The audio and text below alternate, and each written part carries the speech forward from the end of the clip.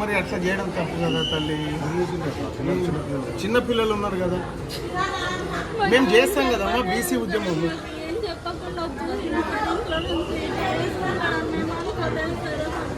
కొంచెం బీసీల గురించి మాట్లాడుతున్నాం.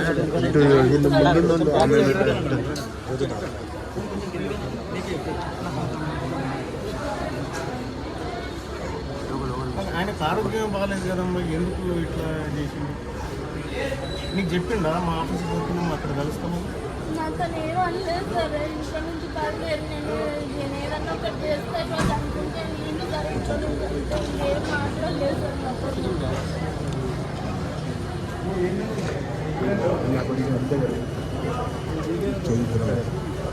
బీసీల గురించి మాట్లాడతాడా ఇంట్లో?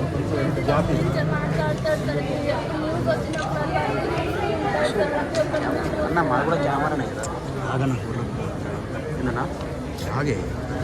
మన ఆ రోజు కూడా ఆఫీస్కి వచ్చినప్పుడు న్యూస్ చూస్తున్నారనే ఇన్ఫర్మేషన్తోనే మన ఆఫీస్కి వచ్చిందంట, మీ దగ్గరకు వచ్చింది.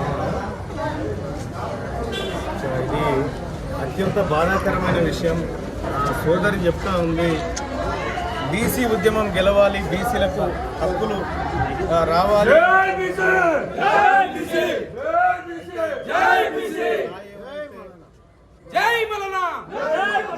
ఆత్మహత్య చేసిందో అత్యంత బాధాకరమైన విషయం.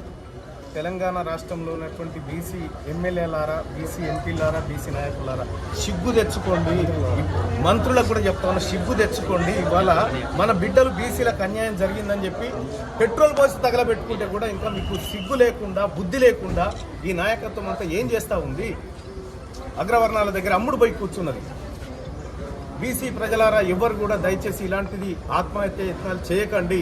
మేమున్నాం, మేము ఈ బీసీ ఉద్యమాన్ని నడిపిస్తాం. ఖచ్చితంగా బీసీలకు రావాల్సినటువంటి రిజర్వేషన్లు వస్తాయి, బీసీలకు రావాల్సినటువంటి అన్నీ వస్తాయని చెప్పి తెలియజేస్తా ఉన్నా. దయచేసి ఇలాంటి ఆత్మ బలిదానాలకు ఎవరు ఒడిగట్టొద్దు బీసీలని చెప్పి చెప్తా ఉన్నా.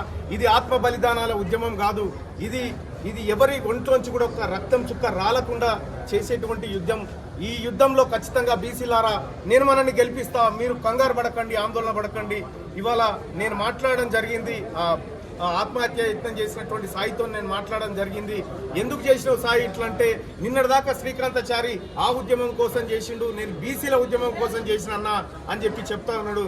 అన్న నాకు కొన్ని మంచినీళ్ళు ఇవ్వన్నా అని చెప్పి నన్ను ప్రాధేయపడతా ఉన్నాడు. ఇది అత్యంత బాధాకరమైనటువంటి విషయం. ఇటువంటి బాధ ఏ కుటుంబానికి కూడా రాకూడదు. ఎందుకంటే ఈ తల్లి మొన్ననే నా దగ్గరకు వచ్చింది.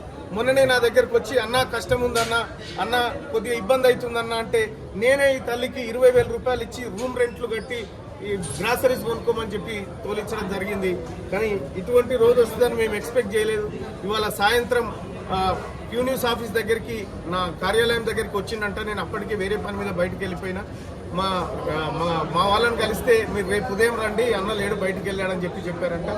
అయితే బయటికి వెళ్ళిపోయినటువంటి అతను రోడ్డు మీదకి ఎక్కి పెట్రోల్ పోసుకొని నిప్పంటించుకొని జై బీసీ, బీసీలు గెలవాలి, కాంగ్రెస్ పార్టీ అన్యాయం చేసింది బీసీలకు అని చెప్పి నిజంగా చాలా చెప్తా ఉంటే అక్కడ ఉన్నటువంటి స్థానికులంతా మంటలార్పే ప్రయత్నం చేసినారు. హుటాహుటిన గాంధీ హాస్పిటల్కి తీసుకురావడం జరిగింది. ఈ గాంధీ హాస్పిటల్లోకి మేమందరం కూడా తెలంగాణ రాజ్యాధికార పార్టీ నాయకత్వం అంతా కూడా ఇక్కడికి రావడం జరిగింది. వచ్చి ఇక్కడ సాయిని పరామర్శించడం జరిగింది. సాయి తొందరలోనే కోలుకోవాలని, ఎవరు ఇలాంటి దుర్ఘటనలకు పాల్పడొద్దని చెప్పి తెలియజేస్తా ఉన్నా. ఆ కుటుంబానికి తెలంగాణ రాజ్యాధికార పార్టీ అండగా నిలబడుతుంది. వాళ్ళ సోదరుడిగా తీన్మార్ మల్లన్నగా ఈ కుటుంబానికి అండగా నిలబడతా.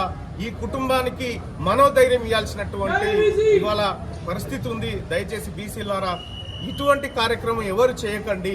ఇది మాలాంటి వాళ్లకు ఇబ్బంది కలుగుతుంది, ఈ ఉద్యమాన్ని నడిపేటువంటి వాళ్ళకి ఇబ్బంది కలుగుతుంది. దయచేసి ఇటువంటి చేయొద్దని చెప్పి నేను రిక్వెస్ట్ చేస్తా ఉన్నా. మీ అందరికి కూడా మరొకసారి దండం పెట్టి చెప్తా ఉన్నా, ఈ ఉద్యమం ఆత్మహత్యల ఉద్యమంగా జరగకూడదు. ఈ ఉద్యమం చాలా నికార్సైన మనోధైర్యంతో జరగాల్సినటువంటి ఉద్యమం. నేను రిక్వెస్ట్ చేస్తా ఉన్నా. ఇది ఇంత బాధాకరమైనటువంటి పరిస్థితి ఎవరికి కూడా రాకూడదు. ఆ బిడ్డ ముగ్గురు పిల్లలు ఉన్నారు ఆ బిడ్డకు, ఈ ఆడబిడ్డకు ముగ్గురు పిల్లలు ఉన్నారు. వాళ్ళ కుటుంబం అంతా ఇవాళ చాలా ఇబ్బంది అయినటువంటి పరిస్థితి ఉంది. ఆ కుటుంబాన్ని కాపాడాల్సినటువంటి అవసరం ఉంది. ఇవాళ తెలంగాణ రాష్ట్రంలో 42% రిజర్వేషన్ కాంగ్రెస్ పార్టీ ఇచ్చిన మాట నిలబెట్టుకుని ఉంటే ఇవాళ ఈ బలిదాన కార్యక్రమాలు జరగకపోతుండే. ముఖ్యమంత్రి రేవంత్ రెడ్డి గారు దీనికి పూర్తి బాధ్యత నువ్వే వహించాలి. ఇవాళ అన్ని పార్టీల రాజకీయ నాయకులు దీనికి బాధ్యత వహించాలి.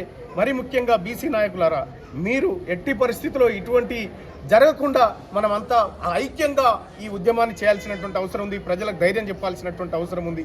ఓవైపు బీసీలకు రిజర్వేషన్ ఇస్తాను మోసం చేసినటువంటి కాంగ్రెస్ పార్టీ ఈ సాయి ఏదైతే ఆత్మహత్యయత్నం చేసిండో సాయి ఈశ్వర్, ఒక చారి బిడ్డ, ఒక మా బీసీ బిడ్డ, ఈ ఆత్మ బలిదానం అనేది ఇది బాధాకరం.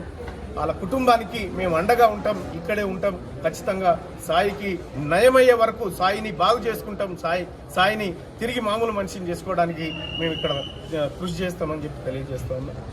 పార్టీలో బీసీలకు న్యాయం చేస్తామనుకుంటే పార్టీలకు అంకితమైన వాళ్ళకి ఇట్లాంటి పిలుపునిస్తారు. వాళ్ళకి ఏమైనా సిగ్గు ఉండాలి కదా. వాళ్ళ ఇళ్లలో ఎవరైనా బర్న్ చేసుకుంటే, వాళ్ళ ఇళ్లలో ఎవరైనా చనిపోతే ఒక చిన్న సురుకు అంటుకుంటేనే మనం ఎంతో ఇబ్బంది పడతాం. అటువంటిది ఒంటి మీద పెట్రోల్ పోసుకొని నిప్పంటించుకున్నాడు సాయి ఈశ్వరు. మరి ఇప్పటికి కూడా వీళ్ళ ఒంటికి ఇంత చురుకు కూడా తగలలేదు ఇప్పటి వరకు. అంటే సిగ్గుచేటు. ఖచ్చితంగా తెలంగాణ సమాజం అంతా చూస్తుంది. ఇటువంటి ఘటన అప్పుడు కూడా ఇంకా వాళ్ళ దగ్గర ఉండి వాళ్ళ మోచేతి నీళ్ళు తాగుకుంటుంటారంటే ఖచ్చితంగా సమాజం ఎదురు చూస్తుంది. వీళ్ళ సంగతి ఎట్లా చేయాలని అట్లా చేస్తారు. నేను ఇప్పటికి కూడా అప్పీల్ చేస్తా ఉన్నా, మీరు భేషజాలు పక్కకు పెట్టండి, ఈ బీసీలారా మీరు తరలి రండి, ఈ సాయిని మనం కాపాడుకోవాల్సినటువంటి అవసరం ఉందని చెప్పి తెలియజేస్తాను. జై బీసీ.